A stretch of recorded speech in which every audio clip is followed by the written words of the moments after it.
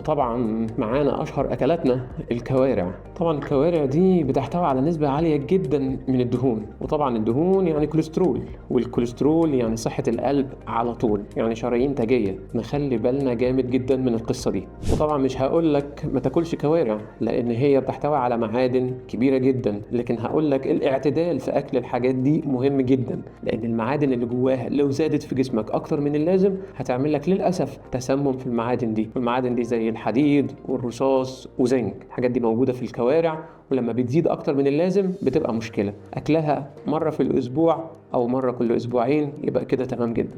وطبعا عندنا اشاعة كبيرة بتقول ان لازم تاكل كوارع قبل ليلة الدخلة. مفيش القصة دي، بالعكس كمية الدهون اللي موجودة جوه الكوارع بتعلي نسبة الكوليسترول، والكوليسترول بيروح يترسب على الأوعية الدموية. واهم وعاء دموي لينا كلنا، للرجاله بالاخص، الاوعيه الدمويه اللي موجوده على القضيب، اللي بيخليه في حاله انتصاب. طبعا لو زادت نسبه الكوليسترول ده بيقلل كميه الدم اللي رايحه للقطعه دي، ساعتها مش هيحصل انتصاب. وعشان كده حبيت اقول لك ان دي شائعه.